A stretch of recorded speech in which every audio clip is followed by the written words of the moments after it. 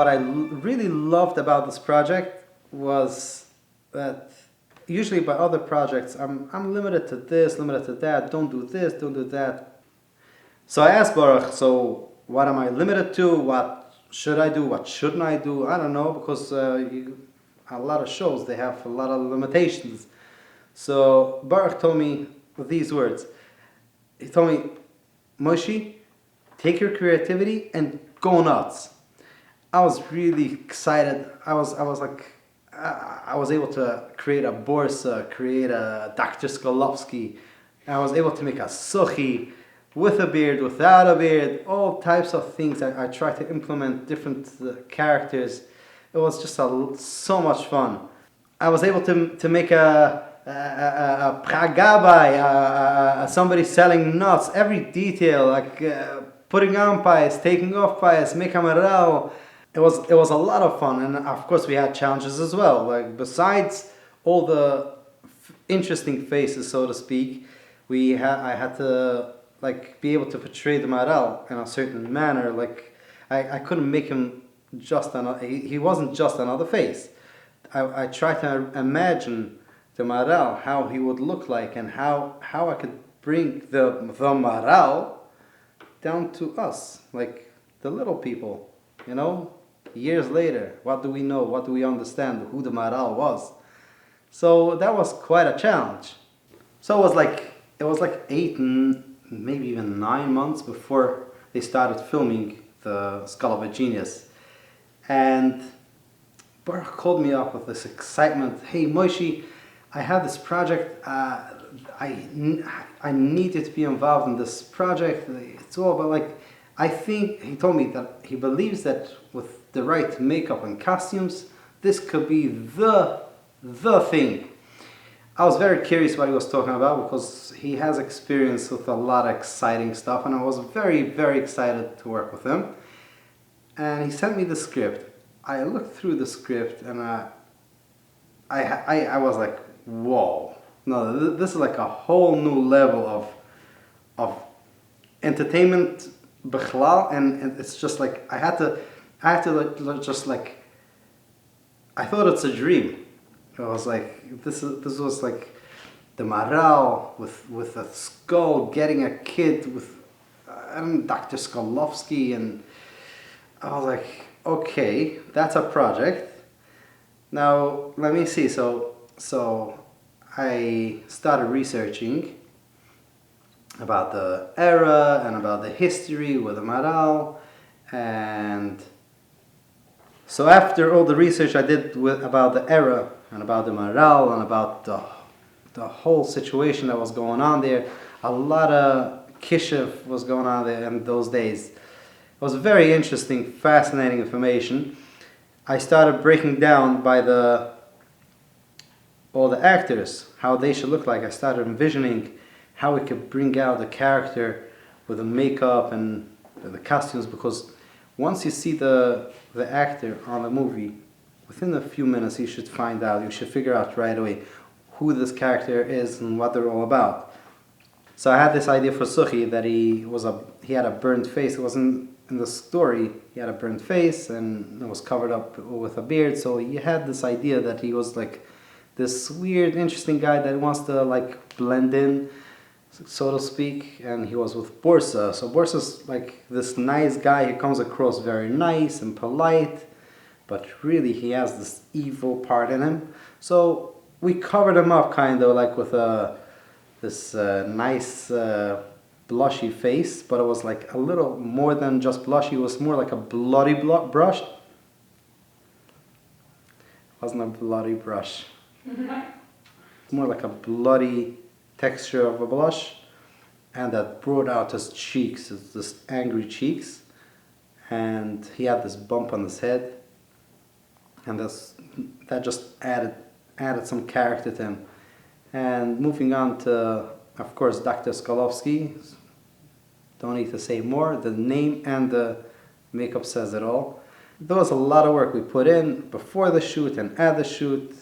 We worked for 3 hours. I had, Baruch Hashem, a good team with me, and we worked together. That should only take 3 hours, otherwise it would take way longer. and that brought out this whole character, the idea of a Skolovsky that made him look more like the deeper eyes and the creases and everything.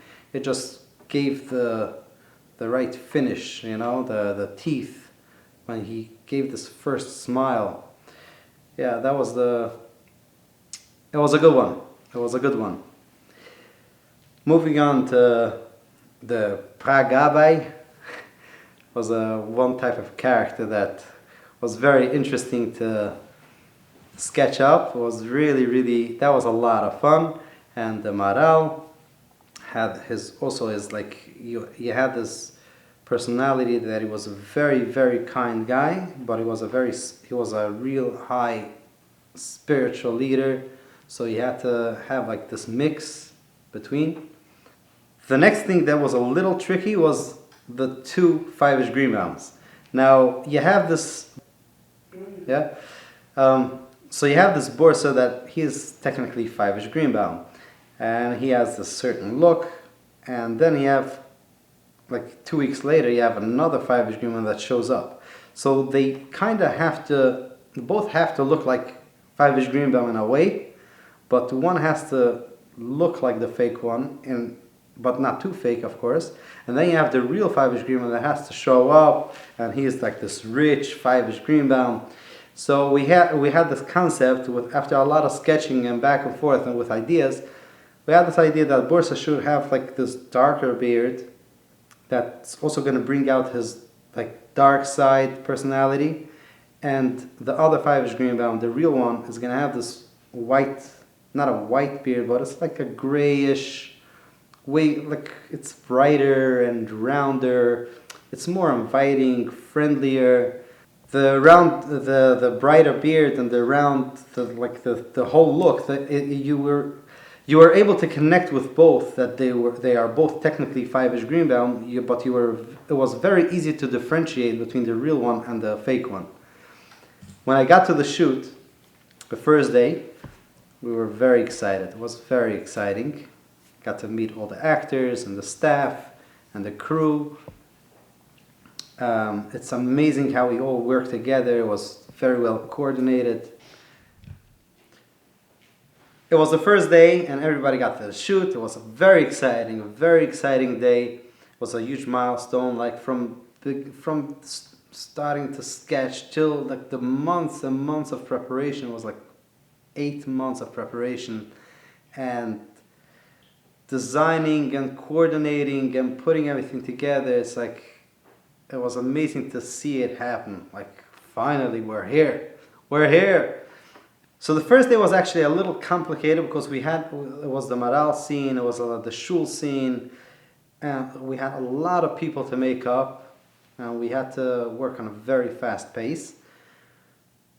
But Baruch Hashem, we pulled it off somehow. Going to Lake George for 2 days, shooting and filming in the beautiful, magnificent castle.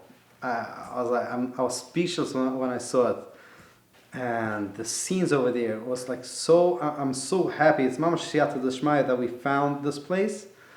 I don't know where Baruch finds everything and how he does everything, but I don't know. I think he has this magic wand and things just happen. But no, you can see that when somebody's like into doing, like Oftim for Yiddishkeit, Hashem helps out. There's so many things that could go wrong. You saw Mamash Yad Hashem that whenever we had a situation, which it happens, especially on shoots, rain or I don't know what, things just show up. You see Mamash Yad Hashem when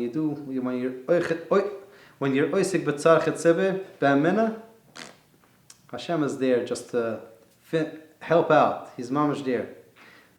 Another thing that I really loved about this whole project was, we were all emotionally involved. It wasn't like just I came one day and I left and whatever.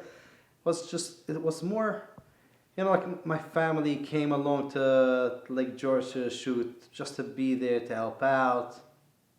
Another thing that I really loved about this whole project is everybody was fully involved, not just, we didn't just come and go and whatever, okay, I did my part, let me go home. It was just more, we were like really involved emotionally and physically. Our families, my family came to my family came to Lake George shoot, and then Baruch's family showed up to that, and everybody's like, every shoot had different families there. It was just exciting. We got to meet each other, and I figured out that Baruch's wife and my wife have the same birthday because we were on set that day instead of going out to a restaurant, I guess, because let's not talk about it. and generally, like, it didn't finish. Like, we finished the last shoot, but we didn't finish. We're still friends. We became very close friends, like family friends, and we're looking forward to many more projects together.